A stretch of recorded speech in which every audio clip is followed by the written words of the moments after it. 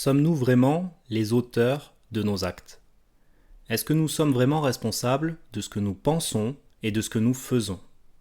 Spinoza, philosophe du XVIIe siècle, en doute. Et il appuie son argumentaire sur la notion de déterminisme. Je vais vous plonger directement dans le bain, de manière ultra vulgarisée. Pour Spinoza, tout est déterminé. Et le libre arbitre n'est que la méconnaissance des déterminismes qui nous entourent. Alors déjà, pour recontextualiser, il faut que je vous parle de la notion de libre arbitre et de déterminisme.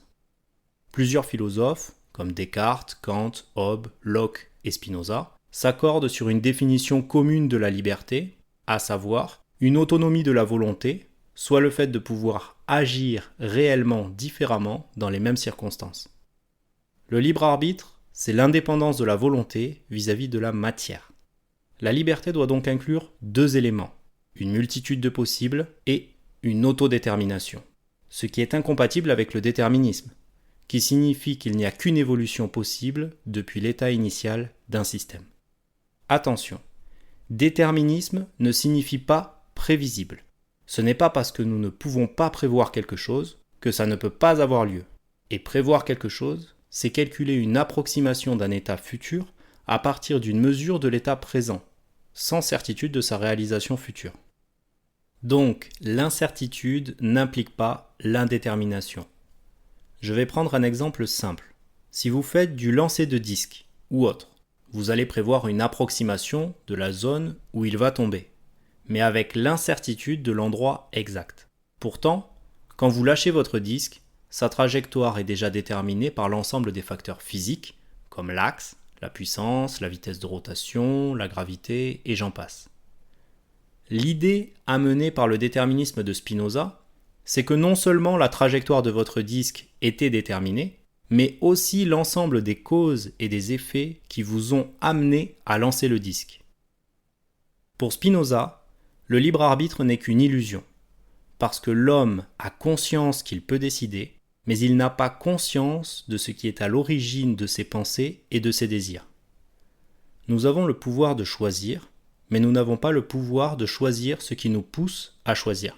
Nous sommes donc prisonniers du déterminisme et ne faisons que des choix de surface, car nous ne connaissons pas l'historique des causes et des effets qui nous amènent à faire un certain choix, à tel moment, dans telle situation. Toute cause produit un effet qui devient à son tour la cause de l'effet suivant. On choisit pas ses parents, on choisit pas sa famille. On choisit pas non plus les trottoirs de Manille, de Paris ou d'Alger pour apprendre à marcher. Pour Spinoza, le libre arbitre est une illusion aussi longtemps que l'on pense être la cause de nos agissements. Tout comme l'animal obéit à l'instinct, sans en avoir conscience, donc sans volonté, nous obéissons au déterminisme. Néanmoins, il n'exclut pas la notion de liberté par l'intermédiaire de la raison. Il fait preuve d'un ultra-stoïcisme. Pour ceux qui n'ont pas écouté mon premier épisode sur le développement personnel, fils du stoïcisme, je vous invite à l'écouter pour comprendre cette philosophie. Pour Spinoza, c'est la raison qui mène à la liberté, c'est-à-dire être capable de prendre conscience de ce qui nous détermine, comprendre que nos émotions ne sont pas rationnelles et qu'elles n'existent que par l'ignorance de nos déterminismes. La passion nous asservit et la raison nous libère. Une fois dans la raison, tout ce que vous allez faire, vous le ferez de manière libre. La liberté serait de quitter l'ego et l'orgueil, nous faisant croire que nous avons le choix de nos actions. Vous ne pouvez pas agir sur le fait que la Terre soit sphérique, qu'elle tourne sur elle-même et autour du Soleil. Vous composez avec. La liberté pour Spinoza, c'est de savoir que nous sommes déterminés. Ce rationalisme qui invite à penser que celui qui sait que 5 plus 5 est égal à 10 est plus libre que celui qui pense que c'est un autre résultat. Voilà pour la pensée de Spinoza concernant le déterminisme. C'est une théorie intéressante dans son questionnement, mais dont le nombre de variables est infini, indémontrable. Nous parlons donc d'une croyance. Cette croyance est adhérée par de nombreuses personnes brillantes, ayant une bien meilleure compréhension du monde que moi-même, et en qui j'ai le plus grand respect. Sauf que les croyances sont le fondement même des individus. C'est nos croyances qui forment nos valeurs, notre mode de fonctionnement et qui nous poussent à agir. Oui, c'est tout à fait dans cette direction que je vais amener l'épisode. Il existe des croyances qui nous poussent à la croissance, nous motivent, nous inspirent, etc.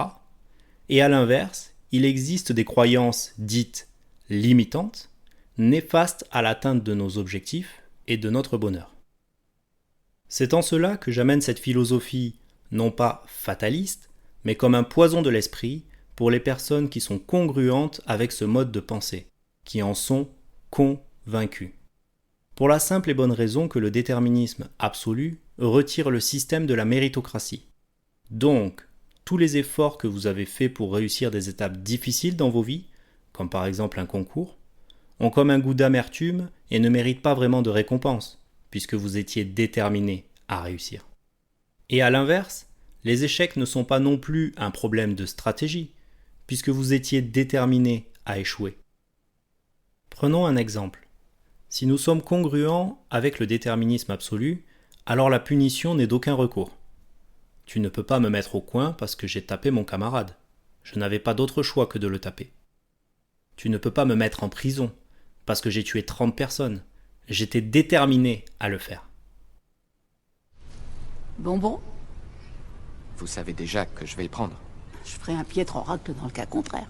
Mais si vous le savez déjà, qu'est-ce qui me reste comme choix? Mais tu n'es pas venu ici faire ce choix, tu l'as déjà fait. Tu es ici pour essayer de comprendre pourquoi tu l'as fait. Je croyais que tu l'avais compris depuis longtemps.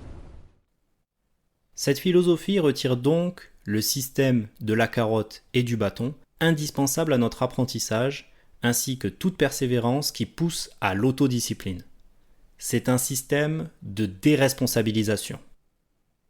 Il s'agit d'une philosophie pacifiste qui pousse à l'inaction en devenant la meilleure excuse à tout échec, alors que le propre de l'homme avec un grand H, c'est l'évolution, à la recherche du bonheur. Penser le déterminisme absolu, c'est croire en la destinée. Je pense que l'absolutisme dans le déterminisme n'est qu'une chimère de la métaphysique, c'est-à-dire un abus de considération abstraite qui, au lieu d'éclairer la pensée, ne font que l'obscurcir. C'est pourquoi je me rapproche plus de la vision compatibiliste du déterminisme, c'est-à-dire supposer la liberté en admettant un dualisme entre le corps et l'esprit, ce qui n'est pas faisable dans le monisme spinozien qui ne fait pas de distinction entre le corps et l'esprit dans sa philosophie de la totalité. Les compatibilistes pensent que le déterminisme ne s'oppose pas au libre arbitre parce que nous exerçons un contrôle sur nos actions. Ce contrôle, c'est la délibération sur sa capacité à choisir cette action plutôt qu'une autre. Délibérer, c'est se déterminer en fonction des raisons d'agir. C'est-à-dire que si notre raison d'agir est intérieure, en rapport avec nos valeurs morales, nous sommes libres. Et à l'inverse, si nous agissons avec une contrainte extérieure qui nous pousse à agir, alors nous ne sommes pas libres. L'idée de contrôle amène le fait qu'il y a une responsabilité morale de l'action. Je prends un exemple. Si j'ai envie de manger un bon magret aux figues, accompagné de pommes de terre et d'haricots verts, je suis déterminé physiologiquement à avoir faim. Je suis aussi déterminé par ma catégorie socio-professionnelle de diététicien à maintenir un équilibre alimentaire dans mon assiette. Mais ce n'est pas pour autant que j'ai un couteau sous la gorge ou un flingue sur la tempe qui m'oblige à bouffer mon assiette. Pour le compatibiliste, le choix, bien que déterminé par plusieurs facteurs, reste une question de préférence et non pas d'obligation. C'est un raisonnement qui, au lieu de définir le libre arbitre pour ensuite lui chier dessus avec l'incompatibilité du déterminisme, définit l'action libre comme une délibération consciente sur diverses options qui, elles, sont déterminées. Voilà pour cet épisode. J'ai mis un moment à me faire une opinion sur ce courant de la pensée de Spinoza, qui est très perturbant. Alors j'espère vous avoir éclairé au mieux sur le sujet, bien que je ne sois pas philosophe. Cet épisode m'a demandé pas mal de recherches et de lectures. Alors si ça vous a plu, n'hésitez pas à faire un don. Je vous rappelle que ce sont les contributeurs qui font vivre ce podcast dans une idée de partage. Allez, portez-vous bien et à bientôt pour de prochains épisodes.